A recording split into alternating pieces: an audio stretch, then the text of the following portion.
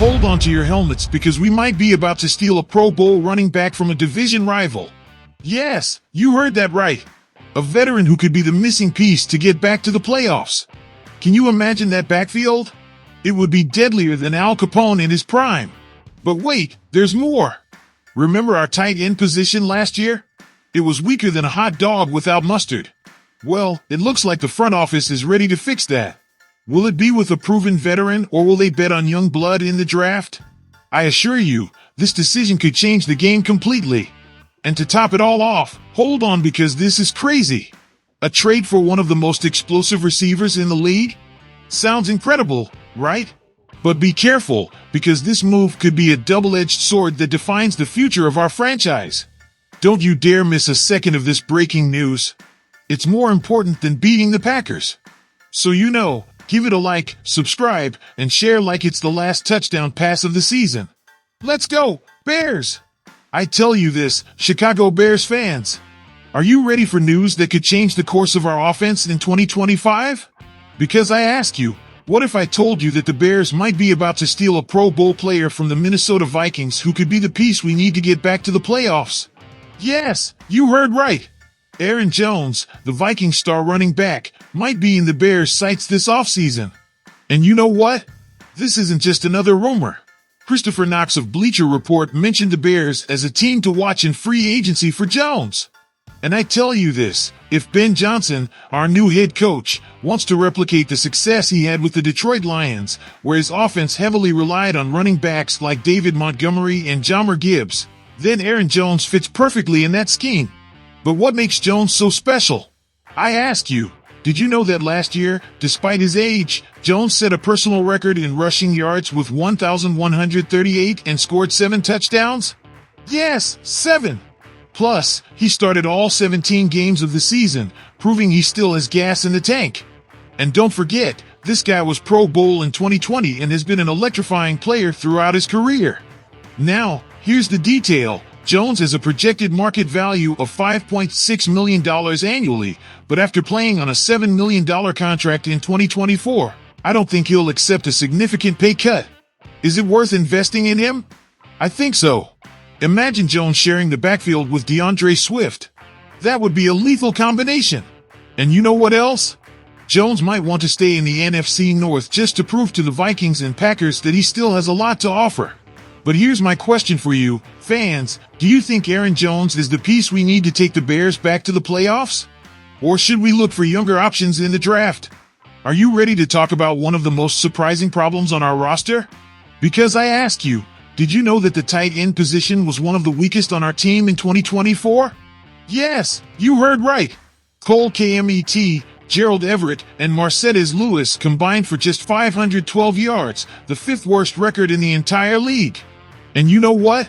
This isn't something we can ignore. Now, what caused this problem? Was it the lack of interest from the offensive coaching staff in incorporating tight ends into the game plan?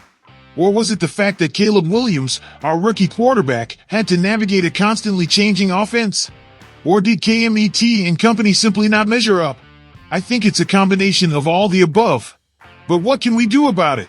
I tell you this, there are options. In the free agency market, there are some names that could be an immediate improvement. For example, Zach Ertz, who last year with the Washington Commanders had 66 receptions, 654 yards, and 7 touchdowns. Is it worth investing in a 34-year-old veteran? I ask you, if it worked for Jaden Daniels, why couldn't it work for Caleb Williams? Another interesting name is Mike Gesicki, who with the Cincinnati Bengals had 45 receptions, 476 yards, and 2 touchdowns. Despite sharing the field with monsters like Jamar Chase and T. Higgins, Gesicki received 83 passes. And in the last 2 weeks of the season, Joe Burrow targeted him 22 times. Doesn't that seem like an excellent addition? And if you don't want to spend much, there's Austin Hooper, who with the New England Patriots had 45 receptions, 476 yards, and 2 touchdowns. It wouldn't be the most exciting addition, but I think he could contribute more than Kmet. But what if we look to the draft? The truth is that the tight end position isn't loaded with talent this year. Tyler Warren from Penn State and Colston Loveland from Michigan are the only options that could be selected on the first day. So, if Ryan Poles wants to fix this problem, he'll have to look in the free agency market. Now, here's my question for you, fans. Who do you think should be the next tight end for the Chicago Bears? Zach Ertz, Mike Gesicki, Austin Hooper, or should we bet on the draft?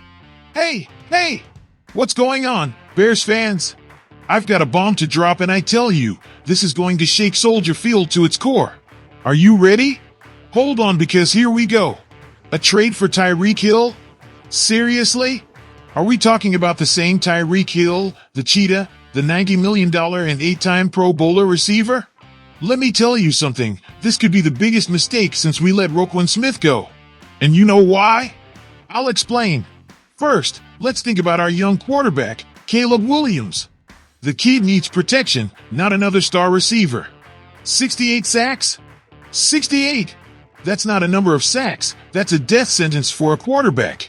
And what do? Bring in a 30-year-old receiver coming off his worst season in years? I don't think so. Now, let's talk about money. We already have DJ Moore as our WR1 and Romo Duns as a potential WR2 at a low cost. Why do we need to spend a fortune on Hill? I ask you, are the Bears swimming in money? I don't think so. And we haven't even touched on the locker room issue. Hill has a reputation as a diva. Do we want that on our team? At a time when we're trying to change the culture? I tell you, that would be like pouring gasoline on the fire. But wait, there's more. Hill is no longer the same cheetah as before. This year he didn't even reach 1,000 receiving yards. Is that what we want? A declining star receiver for whom we have to sacrifice draft picks? Look, I understand the temptation. Hill has been one of the best receivers in the league for years. But times change, and we need to look to the future, not the past. We need to build around Williams, not mortgage his future for a recognized name. So I ask you, faithful Bears fans, do you really think Tyreek Hill is the answer to our problems? Is it worth risking team chemistry and our financial future for him? I don't think so, but I want to hear what you think. Dear Chicago Bears fans, today we discussed hot topics that will define the future of our team. Now it's your turn to share your thoughts. Will Aaron Jones be the key piece to take us to the playoffs, or do you prefer to bet on young blood from the draft? Who do you think should be our next tight end? Zach Ertz, Mike Gesicki, Austin Hooper, or a promising rookie? And the million-dollar question, is Tyreek Hill the answer to our offensive problems, or is he too big a risk for team chemistry and our finances? Your opinion is crucial to our community. We are more than a channel. We are a family united by our passion for the Bears. So don't stay silent. Leave us your comments, share your ideas, and help us build the future of our beloved team. And if you haven't done so yet, subscribe right now. Join our pack of Bears and don't miss any updates, analysis, or debates about the Chicago Bears. Together, we'll roar louder than ever. See you in the next video, family. Bear down!